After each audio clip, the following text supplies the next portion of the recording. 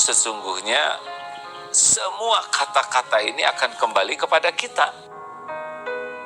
Jadi setiap ucapan kita itu dicatat oleh para malaikat ya, dan didengar oleh Allah Subhanahu wa taala dan akan kembali kepada kita.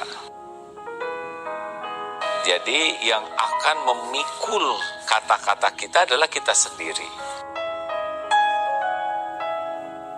Apakah seperti sekarang ceramah begini ya, berulang sampaikan, ceramah ini sepenuhnya nanti akan kembali kepada yang berbicara ini. Allah Maha mendengar, malaikat juga sedang mencatat, dan Allah tahu niat di hati. Apakah perkataan ini niatnya untuk kelihatan pandai, untuk kelihatan seperti yang sudah mengamalkan. Nah, padahal ini perkataan tidak bisa membulak-balik hati siapapun. Karena setiap orang itu, setiap yang mendengar ini adalah hamba Allah, dan Allah yang kuasa membulak-balik hati. Allah juga yang kuasa menyimpan dalam pikiran, Allah yang kuasa menghujamkan di setiap perasaan. Itu di luar wilayah yang bicara ini, hakikatnya begitu. Jadi yang bicara itu tugasnya yang menjaga hatinya, menjaga apa yang dia sampaikan, benar atau tidak, baik atau tidak, dan dia mengamalkan atau tidak. Nah, ini juga jadi perhitungan di sisi Allah, karena bicara begini lebih mudah, tapi sesudah ini bagaimana, apakah bisa menjaga pembicaraan ini atau tidak. Jadi kita harus sangat serius menjaga lisan kita, karena lisan ini akan kembali kepada kita. Ceramah ini adalah akan kembali kepada yang bicaranya. Adapun yang mendengar tergantung Allah. Allah Maha tahu yang mendengar ini niat mencari ilmu, niat sungguh-sungguh atau tidak, sangat beragam. Allah Maha tahu setiap hati, Allah Maha tahu setiap kesungguhan, Allah Maha tahu siapapun yang ingin berubah jadi lebih baik, Allah Maha tahu siapa yang ingin mendekat ke Allah. Maka takdir kita bisa bersilaturahim lewat media ini, dengan izin Allah terjadi, dan Allah nanti yang menyimpan di setiap hati. Oleh karena itu bagi pembicara itu yang paling penting sebetulnya bukan bagaimana mempengaruhi orang lain, tapi bagaimana mempertanggungjawabkan baik niat maupun setiap ucapan dan perilaku yang disampaikan. Karena in ahsantum li anfusikum wa in asatum falaha. Jadi mulai sekarang kita harus mulai menjadi orang yang pelit bicara kecuali perkataan yang disukai Allah. Kemudian kita pun saum bicara, saum dari perkataan yang tidak disukai Allah. Dan kita sekuat tenaga bicaranya, ya dua tadi, sesuatu yang jadi zikrullah, sesuatu yang menjadi amar ma'ruf nahi mungkar, ilmu yang manfaat, hikmah yang didapat, dan solusi yang disukai. Masya Allah. Ini tidak mudah bagi orang yang senang bicara, di antaranya yang sedang ceramah ini ya.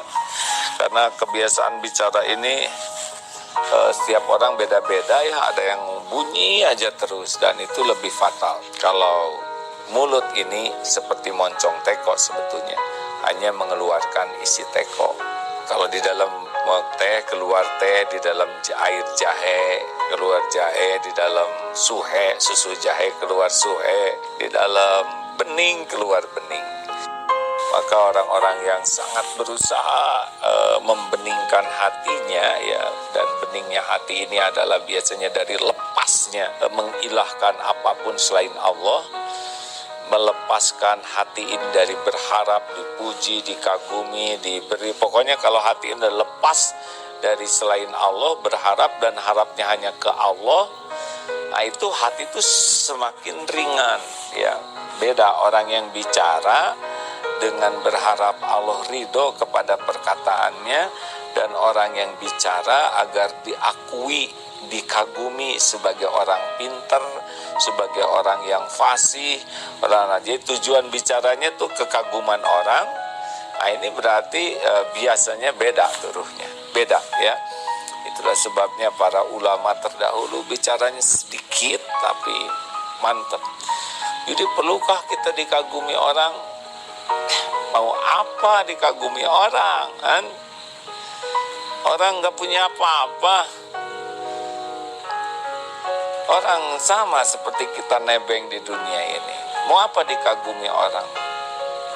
Tidak ada apa-apanya. Dia tidak bisa ngasih pahala, tidak punya sorga, tidak bisa memberikan kecuali yang Allah beri ke kita, ya. Tidak ada gunanya cari muka makhluk. Bicara yang baik saja, nanti Allah akan menghujamkan ke setiap hati hambanya. Hadirin sekalian, biasanya orang menjadi buruk kata-katanya. Kenapa? Ya karena itu. Satu, ingin dipuji, ingin dikagumi, sehingga dia mengolah kata-katanya demi kekaguman orang. Nah, ini akan membuat ruhnya tidak ada, karena Allah tahu ini niatnya adalah untuk pujian. Kemudian apalagi yang bisa membuat orang jadi tidak enak? Sombong, ya. Orang yang sombong itu tidak akan enak kata-katanya, karena dia akan cenderung meremehkan orang lain, dan orang lain menjadi tidak suka mendengarnya, karena dia orang sombong tuh perkataannya ingin dia puas saja. Orang yang sombong dia puas berkata apa dan tidak peduli orang lain terluka atau tidak. Orang yang ujub juga tidak enak didengar. Orang ujub itu kecenderungannya hanya menceritakan tentang dirinya sendiri. Dia akan cerita tentang prestasinya, tentang keilmuannya, hartanya, gelarnya, pangkatnya, yang tidak ada kaitan dengan manfaat bagi orang lain. Ada juga kita harus menyampaikan hal tersebut tadi kalau itu manfaat. Tetapi orang-orang yang ujub, dia tidak ada dalam bicara itu kecuali dia gunakan bicara itu untuk mengangkat-ngangkat dirinya, ya. Kalau orang sombong menjatuhkan orang lain, meremehkan orang lain. Orang yang dengki juga kalau bicara jelek aja. Kalau orang dengki itu negatif aja. Orang lain tidak boleh ada yang baik, tidak boleh ada yang sukses. Dia akan nyerang terus, ya, pendengki itu. Terus nyerang, jadi cenderung sangat kekanak-kanakan, tidak dewasa, ya. Tidak ada manfaatnya kecuali hal-hal buruk saja yang keluar. Pendengki itu tidak pernah rela ada kesuksesan pada orang lain, sehingga pendengki itu mudah sekali terbaca dari kata-katanya. Jadi kalau kita bicara, kita tuh sedang memperlihatkan riak kita, ujub, sombong, dengki, itu nampak, ya. Jadi kalau kita ngobrol itu aurat kita tuh lagi dibuka, ya. Aurat di sini bukan aurat fisik, tapi aib-aib, kejelekan, kebusukan kita tuh akan nampak. Tanpa kita sadari akan kebuka. Makanya orang yang paling banyak bicara itu makin terbuka, ya, aibnya, kejelekannya, kekurangannya, kesalahannya.